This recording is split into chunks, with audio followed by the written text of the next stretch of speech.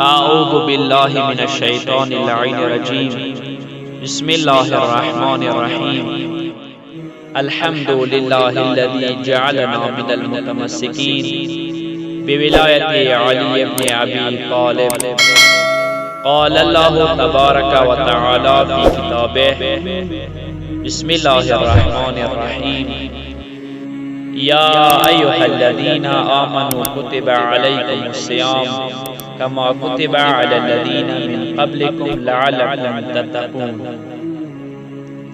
محترم سامعین، روزہ اسلام کا بنیادی رکن ہے۔ روزے کو عربی زبان میں صوم کہتے ہیں۔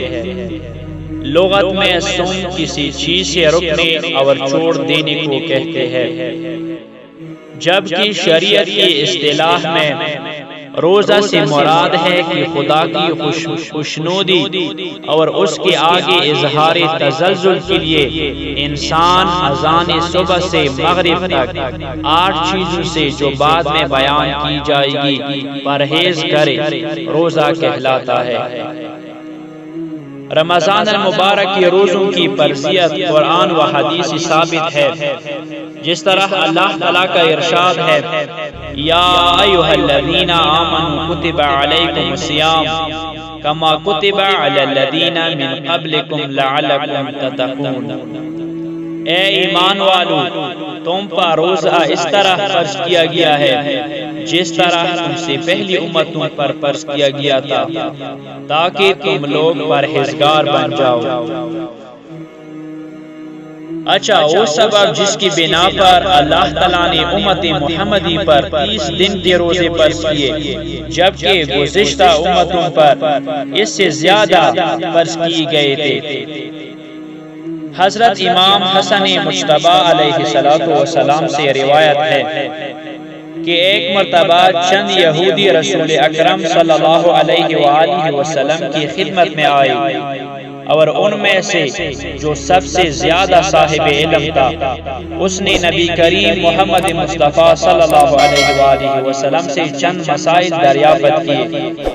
من جملہ ان میں سے ایک مسئلہ یہ بھی پوچھا کہ کیا وجہ ہے کہ اللہ تعالیٰ نے آپ صلی اللہ علیہ وآلہ وسلم کی امت پر دن کے وقت 30 روزے فرض کیے، حالانکہ سابقہ امتوں پر اس سے زیادہ روزے فرض کی گئے تھے۔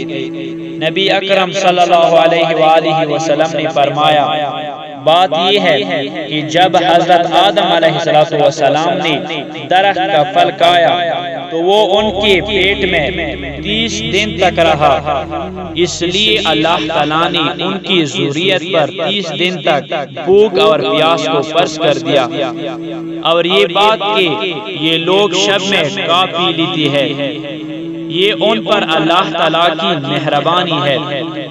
اور اسی طرح حضرت آدم علیہ السلام پر بھی یہ روزہ فرض تھا، اور میری امت پر بھی یہی روزہ فرض کیا۔ اس کے بعد آن حضرت صلی اللہ علیہ وآلہ وسلم نے اس آیت کی تلاوت فرمائی، کتب علیکم الصیام کما کتب علی الذین من قبلکم لعلکم تتقون ایاما معدودات۔ تم لوگوں پر روزہ اسی طرح فرض کیا گیا جس طرح تم سے پہلے امتوں پر فرض کیا گیا تھا، تاکہ تم لوگ تقوی اختیار کرو۔ یہ چند دنوں کے روزے ہیں۔ یہودی نے کہا، اے محمد صلی اللہ علیہ وآلہ وسلم، آپ نے سچ فرمایا، اب بتائیے کہ جو شخص روزہ رکھے گا اس کو جزا کیا ملے گی؟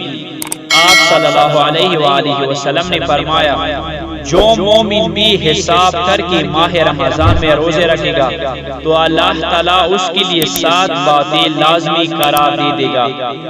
سب سے پہلے یہ کہ اس کے جسم سے حرام پگھل کر نکل جائے گا، دوسرے وہ اللہ تعالیٰ کی رحمت سے قریب ہو جائے گا، تیسرے یہ کہ ان کے باپ حضرت آدم علیہ السلام کی خطا کا کفارہ بن جائے گا، چوتھے اللہ تعالیٰ اس پر سکرات موت آسان کر دے گا، پانچویں اللہ تعالیٰ اس کو قیامت کے دن بھوک اور پیاس سے امان دے گا، چھٹے اللہ تعالیٰ اس کو قیامت کے دن براعت عطا فرمائے گا۔